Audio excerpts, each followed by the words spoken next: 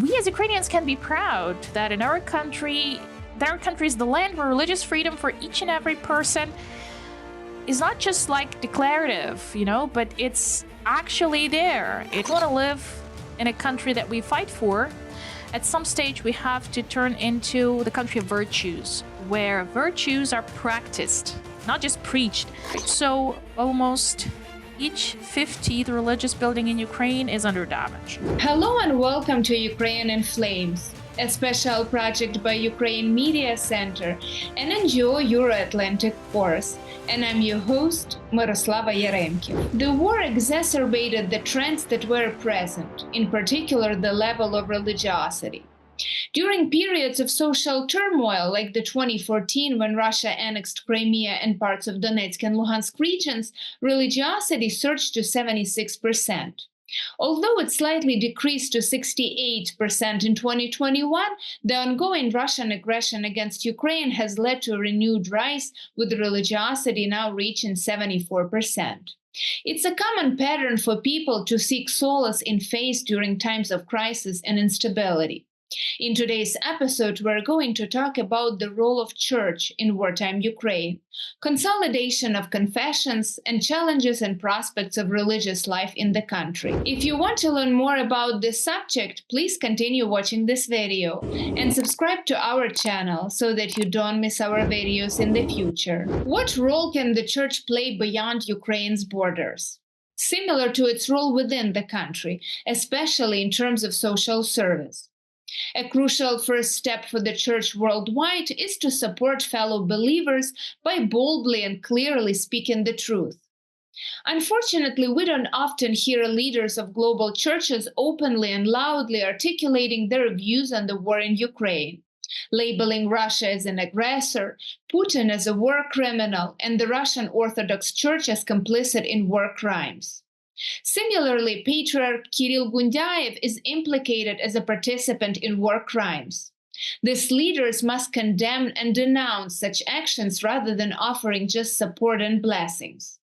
More on that and consolidating confessions during wartime, please welcome Head of the State Service of Ukraine for Ethnopolitics and Freedom of Conscience, Viktor Yelenskyi. We talked like what happened in those countries where the freedom of worship is denied. And of course, we couldn't imagine even back then, when we started these specific events, we couldn't even imagine back then when we started that our people, Ukrainians staying inside occupied territories in Crimea and Donbass, that our people, our citizens will suffer from unprecedented oppressions, from the violations of their freedom of worship, something that we forgot about, something that happened in Middle Ages, that priests will be killed. We never thought of that the members of religious movements will get 19.5 years of imprisonment because they are convicted. Even Hizb ut-Tahrir did not get that during the Brezhnev times, So we couldn't even imagine, back then, that hundreds of religious buildings will be destroyed. And we couldn't even imagine that the whole communities of Baptists and other religious communities will find refuge, will just leave their places, will flee, and they will go to government-controlled Ukraine, as it happened in Balaklava, for example. But not only that. So I just don't want to take a lot of your time, and we have very interesting speakers today. But I just want to remind you that Ukraine historically has always been a place of refuge for those who were oppressed for their religious beliefs, that Ukraine has all the capacity, all the opportunities, and we as Ukrainians can be proud that in our country is the land where religious freedom for each and every person is not just like declarative, but it's actually there. It exists. So there are no privileged churches. in Ukraine. We have unique cases when we have cooperation between various religious organizations, like where the voice, for example, of a small German Lutheran church in All Ukrainian Council is as loud as voices of other churches, like the Orthodox Christian Church or Greek Catholic Church, whatever. All the voices are equal there. So the smaller members are equally presented as the bigger ones. And this is quite a unique situation for the modern world, especially for Europe.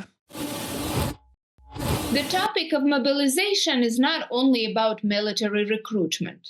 Mobilization must encompass the whole society as an ascetic program, as a movement, a certain way of life based on virtues. The meanings of mobilization particularly should be advocated by theologians. Rector at the Open Orthodox University of St. Sophia the Wisdom, Father Heorhiy Kovalenko, believes that for the Church, mobilization is a form of service. It's not confined to the adorned temples that look and sound impressive only once a week. Rather, it entails a whole week of diligent work and service to one's neighbor, embodying service to God. Let's take a listen. I just want to say that I represent Ukrainian Orthodox Church, but at this meeting, I would introduce myself as representative of a certain idea, okay? Idea of the open Christianity, Orthodox Christianity. We need to have an upgraded and clarified, purified from Imperial Russian fundamentalist heritage. It should be a different Orthodox Christianity. It's a huge work that we should do. And what Ukrainian Orthodox Church is doing. And one of the areas of that openness, one of the parts of the openness is being open to representatives of other denominations and religions.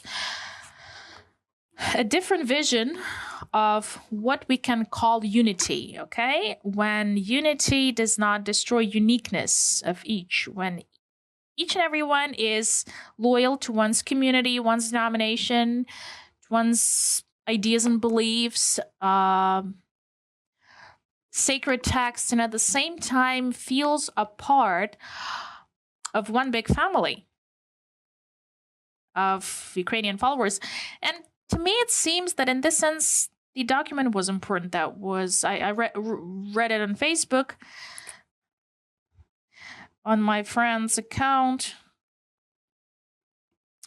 who is also a state official, Vyacheslav Horshkov. So he published a document, an order in mobilization of 1919, where the first clause tells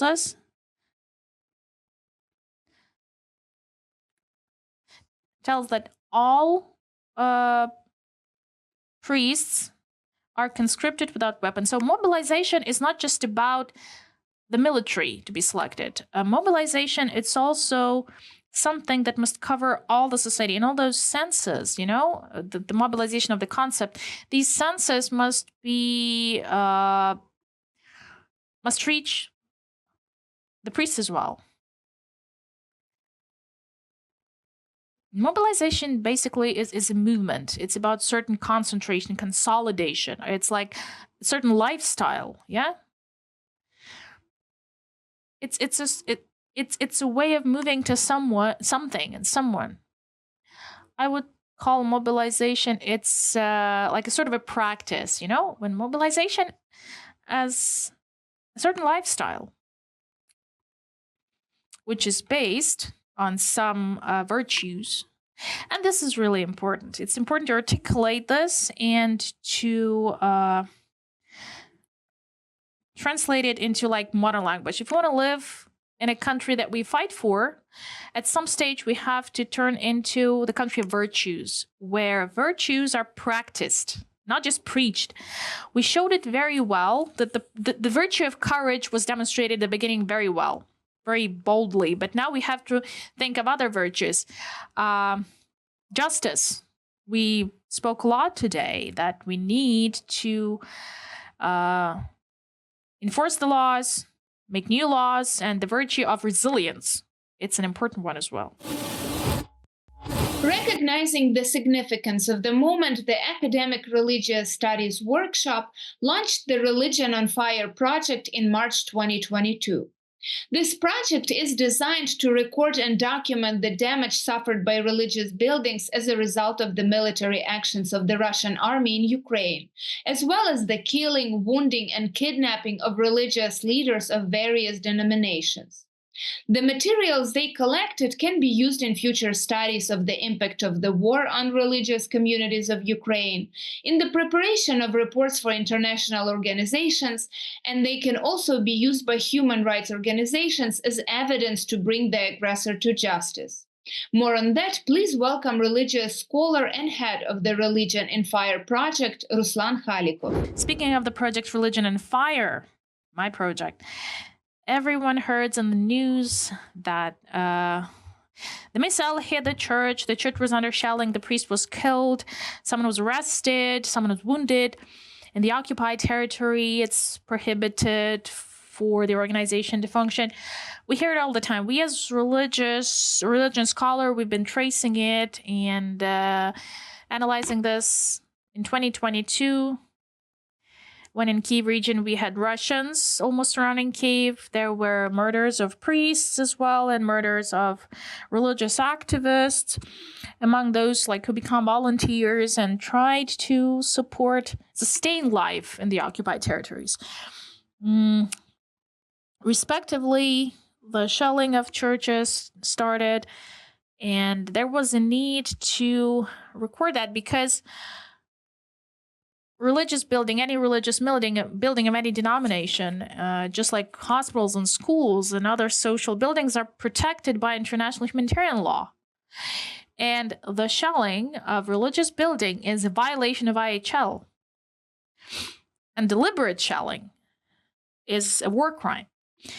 Therefore, recording of those war crimes, a recording of IHL violations is an important component for us in future to later file the lawsuits, not only against the leadership of Russia that actually is carrying out the act of aggression, but against specific criminals with their titles, names, those who gave the orders directly. So we have the statistics collected. It may look very raw and dry, but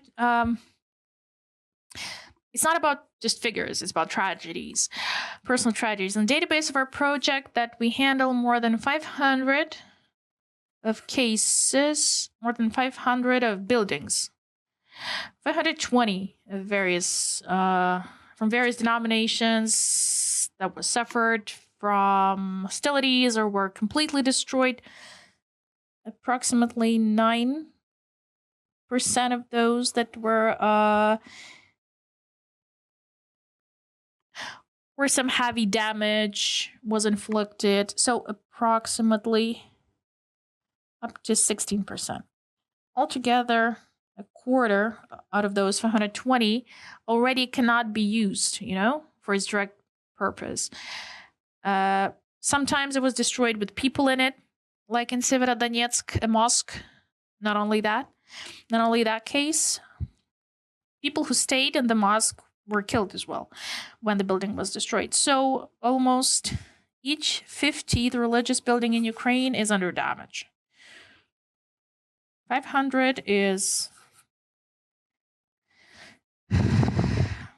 It may not seem a lot, but it's a lot.